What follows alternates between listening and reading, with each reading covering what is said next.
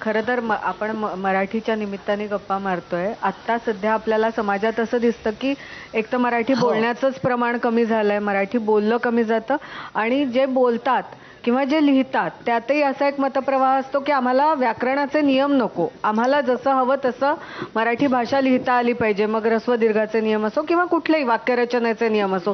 तर हे जे प्रमाण भाषा विरुद्ध बोली भाषा म्हणा किंवा व्याकरण विरहित मराठी भाषा हे जे आजकाल मतप्रवाह आहे त्याच्याबद्दल तुम्हाला काय वाटतं? हे बघा, औपचारिक लेखन जे आहे म्हणजे वैज्ञानिक वर्तमानपत्रातलं किंवा तुम्हाला ज्याच्यामध्ये काहीतरी लोकांना काही सांगायचं शास्त्रीय भाषा जे लेखन असतं त्यामुळे तुम्हाला प्रमाण भाषा वापरायला पाहिजे. ती प्रमाण भाषा सगळ्याला समजते, पण बोलताना तुम्हाला स्वातंत्र्य आहे. तुम्ही काय वाटेल तसं बोलू शकता. आणि आता तर काय झालं की हिंदी आणि इंग्लिश या दोन भाषांचे इतके संस्कार लोकांच्या मनावर झालेले आहेत की मराठीची मोडतोड करून त्याच्यामध्ये इंग्लिश शब्द घुसळायचे, हिंदी शब्द घुसळायचे, वाक्यरचना चुकीची करायची, हा प्रकार वाढत चाललेला आहे. आणि अलीकडे काय झालं की मराठी शाळा ओस पडत चाललेल्या आहेत आणि इंग्लिश शाळांना मात्र विशेष विद्यार्थ्यांची म्हणजे पालकांची त्यालाच जास्त करून त्याला आपली बोलते त्या शाळेत घालावीशी वाटतात. मला आठवतं की अगदी घरामधले नोकर जे आहेत ते सुद्धा त्यांची मुलं इंग्लिश शाळेमध्ये घालतात आणि ती मुलं घरी थोडंसं इंग्लिश बोलायला लागली म्हणजे ही सुद्धा मोडकं तोडकं इंग्लिश त्यांच्याशी बोलतात. खरं पाहता इंग्लिश शाळेमध्ये जर तुम्ही घातलं इंग्लिश मिडियमच्या इंग्लिश माध्यमाच्या शाळेत घातलं तर हरकत नाही, पण तुम्हाला घरी तुमची मातृभाषा जी आहे ती बोलायचा आग्रह धरला पाहिजे.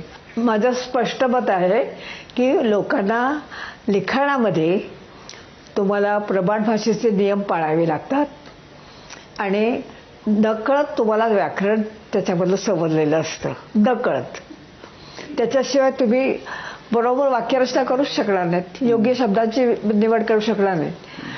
आता मराठीमध्ये इंग्लिशमधून आलेले जे अनेक शब्द आहेत त्याला मराठी शब्द सुचवलेले आहेत.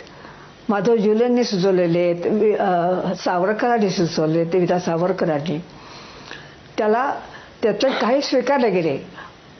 महानगरपालिका म्हणतो आपण, नगरपालिका म्हणतोच, म्युन्सिपॅलिटीच्या ऐवजी नगरपालिका.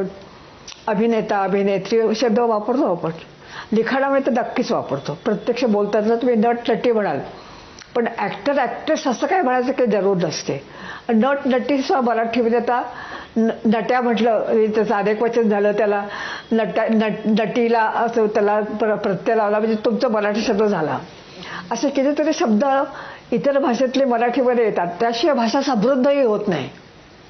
आता साधी गोष्ट सांगते तुम्हाला की कप शब्द आहे, हा इंग्लिश शब्द आहे. कपला दुसरा शब्द काय? पेला वगैरे कोणी म्हणत नाही, कपच म्हणत. आणि बशी हा फारसी शब्द आहे, बसी. तर हे शब्द तुमचे मराठी झालेले आहेत. एकदा त्याला प्रत्यय लागले की तो शब्द मराठी झाला. समृद्ध होण्याचं ते एक महत्वाचं कारण. याच मुद्द्याला जोडून प्रश्न आहे, आपण जेव्हा एखाद्या भाषेतले शब्द आपल्या मराठीमध्ये घेतो किंवा कोणत्याही भाषेमध्ये जेव्हा आपण दुसऱ्या भाषेतले शब्द घेतो आणि त्यामुळे ती भाषा समृद्ध होते, असं आतापर्यंतचा इतिहास सांगतो. आपण अनेकशे शब्द फारसी भाषेतून घेतलेले आहेत. तुम्ही आता उल्लेख केला की इंग्रजीतून घेतलेले आहेत, काही हिंदीतून घेतलेले आहेत आणि मग त्या शब्दांना मूळ मराठी शब्द न राहिल्यामुळे किंवा ते तयार न